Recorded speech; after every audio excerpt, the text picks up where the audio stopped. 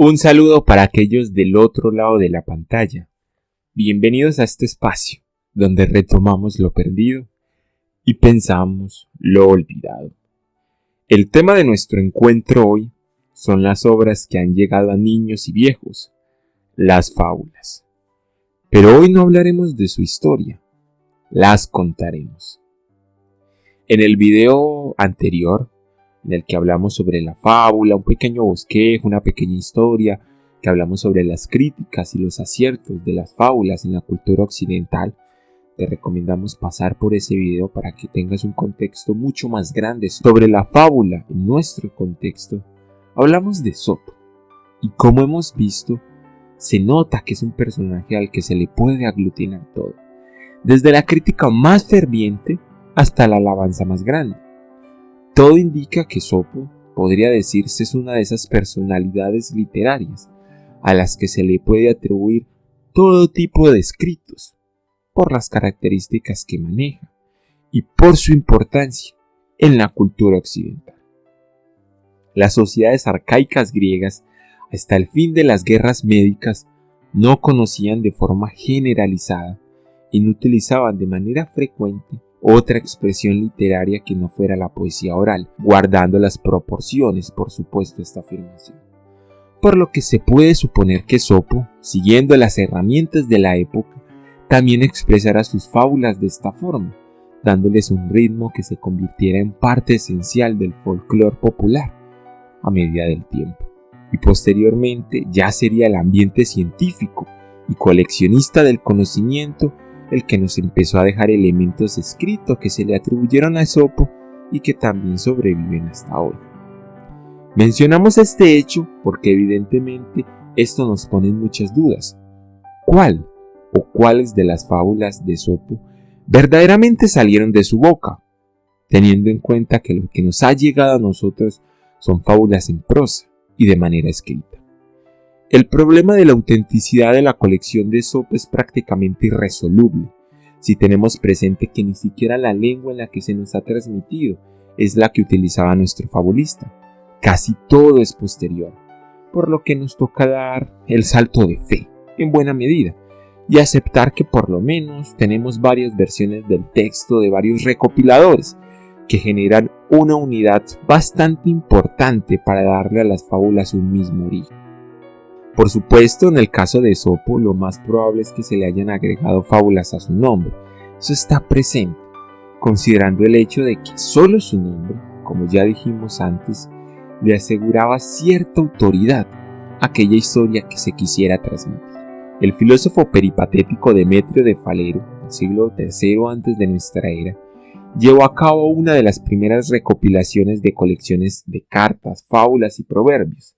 Se dice que antes de él, la fábula se transmitía solo por vía oral y literaria, es decir, a través de citas por parte de los diversos autores y de la conversación, pero sin llegar, por supuesto, a profundizar solamente en la fábula. Uno de los mayores problemas para hablar de este origen coleccionista consiste en que no sabemos exactamente qué es lo que Demetrio de Falero llevó a cabo con las fábulas o con las colecciones de fábulas anteriores a él, que posiblemente llegaran a sus manos. Es decir, éste pudo tomar las fábulas tal y como estaban, respetando su metro y dialecto. Pudo hacer una prosificación, o bien una solución mixta, versificar en metros diferentes, actualizando el léxico, pero esto es suposición. La colección de fábulas esófica para la edición moderna que nosotros manejamos son principalmente tres. La primera y la que nos interesa es la más antigua, es la colección augustana, que se sitúa hacia el siglo V de nuestra era. Y aunque es una colección bastante posterior, hay que ser bastante optimistas. Es posible que incluso sea un poco más antigua de lo que podemos suponer, partiendo de diferentes características. Esta colección es la que trabajaremos aquí, eligiendo algunas fábulas para darlas a conocer, siguiendo también el índice de Perry para facilitar su ubicación y su título.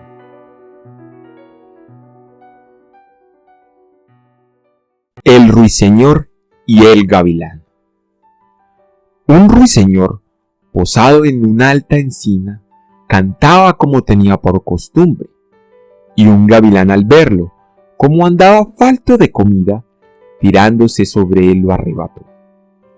El ruiseñor, a punto de morir, le gritaba, le pedía que lo soltara, alegando que no era suficiente para saciar el vientre de un gavilán, y que si estaba falto de comida, debía buscar pájaros más grandes. Y el gavilán le replicó: pero imbécil sería yo, si dejando marchar el bocado que tengo, a punto, fácil, en mis garras, me pusiera a perseguir lo que aún no ha aparecido. Así también, entre los humanos, hay insensatos que, fiados en mayores esperanzas, dejan escapar lo que tienen entre las manos. La zorra y el cabrón en el pozo. Una zorra, tras caer a un pozo, quedó allí a la fuerza, incapaz de subir, y un cabrón, atormentado por la sed, cuando estuvo encima del pozo, preguntó al verla si el agua estaba buena.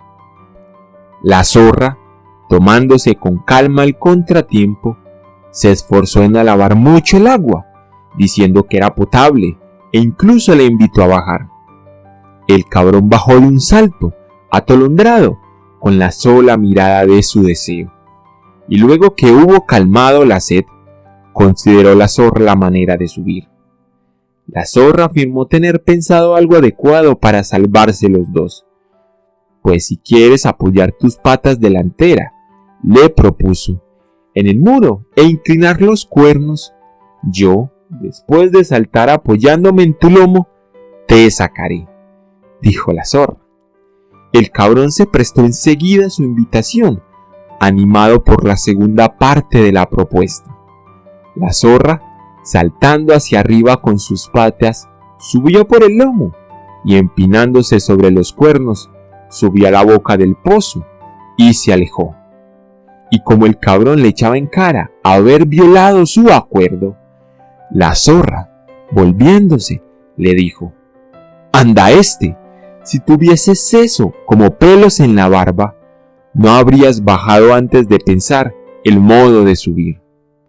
Así, también deben los hombres sensatos tener previsto de antemano el fin de sus acciones, y sólo así ponerlas en práctica.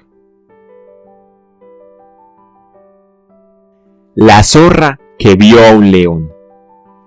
Una zorra que jamás había visto un león, cuando por casualidad se lo encontró, como era la primera vez que lo veía, de tal modo se asustó que por poco se muere. La segunda vez que se lo topó, sintió miedo, mas no tanto como al principio, y cuando lo vio a la tercera, tanto ánimo cobró que incluso se acercó a hablar con él.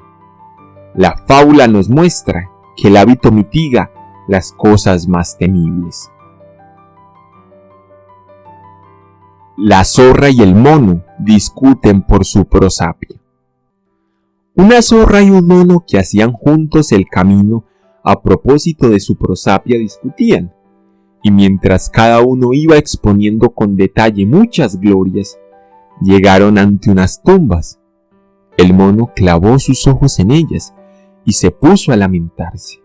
Al preguntar la zorra la causa, el mono, señalándole los sepulcros, dijo: «Pero ¿cómo no he de llorar al ver las estelas de mis mayores, de los que fueron libertos, de los que fueron esclavos?»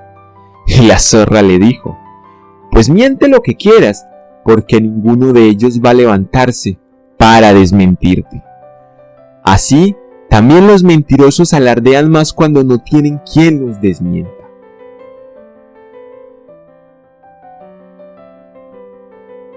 La zorra y las uvas. Una zorra hambrienta, como viera unos racimos colgar de una parra, quiso apoderarse de ellos, y no pudo.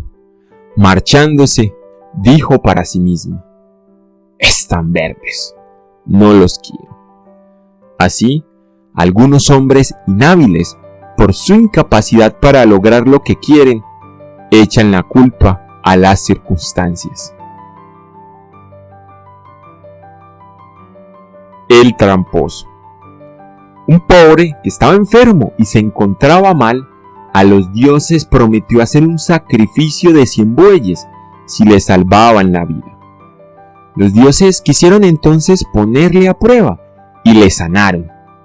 Cuando aquel se restableció, como no disponía de bueyes de verdad, puso 100 bueyes de cebo que quemó en un altar, mientras decía: «Aceptad, dioses, mi plegaria».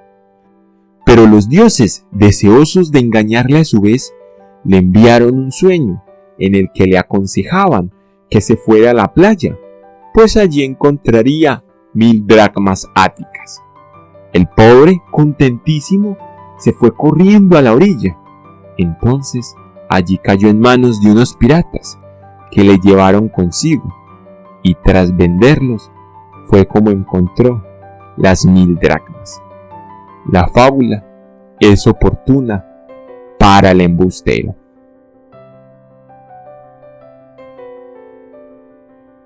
El náufrago y Atenea. Un rico ateniense navegaba con otros pasajeros, y he aquí que sobrevino una fuerte tempestad, y al zozobrar la nave, mientras que todos los demás intentaban salvarse a nado, el ateniense, invocando continuamente a Atenea, 1000 promesas le hacía si lo salvaba. En ese momento, uno de los náufragos que nadaba a su lado le dijo: «Además de suplicar a la diosa, mueve también las manos». También nosotros, además de pedir la ayuda de los dioses, debemos contar con nuestra propia acción. El fanfarrón. Un hombre que se dedicaba al pentatlón y que sufría continuamente los reproches de sus conciudadanos por su falta de virilidad, se marchó un día al extranjero y cuando regresó, después de mucho tiempo, contaba con jactancia las muchas proezas que había hecho en otras ciudades y que en Rodas había dado un salto tal como ninguno de los vencedores en las Olimpiadas, y afirmaba que presentaría como testigos a los que lo habían presenciado si alguna vez venían a la ciudad. Uno de los que estaban presentes, respondiéndole, le dijo: «Anda, si es verdad eso, no te hace falta testigo. Aquí está en Rodas, venga al salto». La fábula muestra que cuando es factible una demostración, todo lo que se puede decir sobre ello está de más, sobra. Los bueyes y el eje. Unos bueyes que arrastraban un carro, como el eje rechinaba, volviéndose le dijeron: «Anda, mientras nosotros llevamos todo el peso, tú solamente chillas». Así también pasa con algunas personas. Mientras unos se esfuerzan, otros solo fingen fatigarse. La mujer y la gallina. Una viuda que tenía una gallina que ponía un huevo cada día, pensó que si le daba más comida, pondría 2. Cuando hizo esto, ocurrió que la gallina se puso más gorda y ya no fue capaz de poner ni siquiera un huevo al día. La fábula muestra que muchas personas, con el ansia de tener más, terminan perdiendo lo que poseen. Los 2 perros. Un hombre que tenía 2 perros, a uno le enseñó a cazar y del otro hizo un guardián de la casa.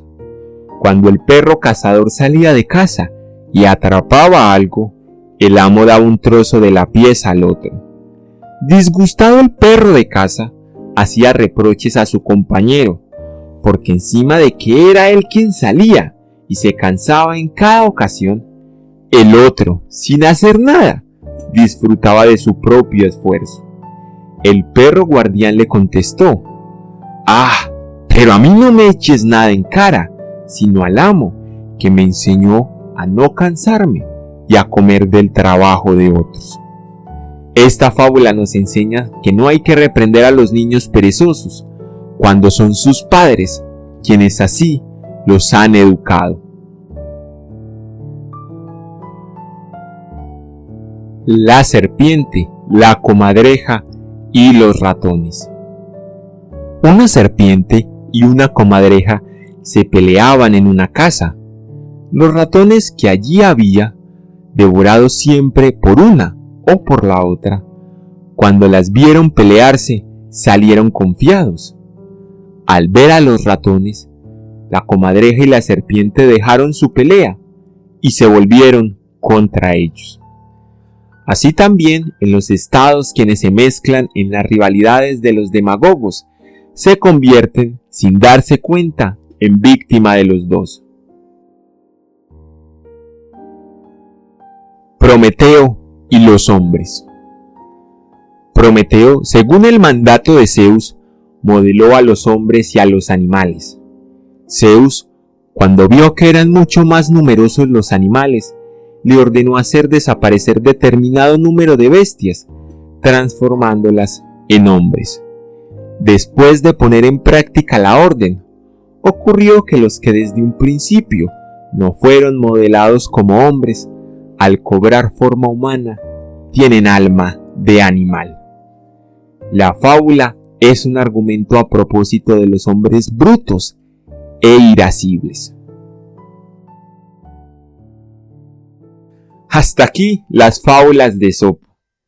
Si te has quedado y te ha gustado el video, dale me gusta, suscríbete al canal para continuar descubriendo sobre lo perdido en la historia y si tienes algo que agregar, déjalo en la caja de comentarios. Recuerda que la bibliografía se encuentra en la descripción del video. Muchísimas gracias por acompañarnos y hasta una próxima ocasión. Hasta luego.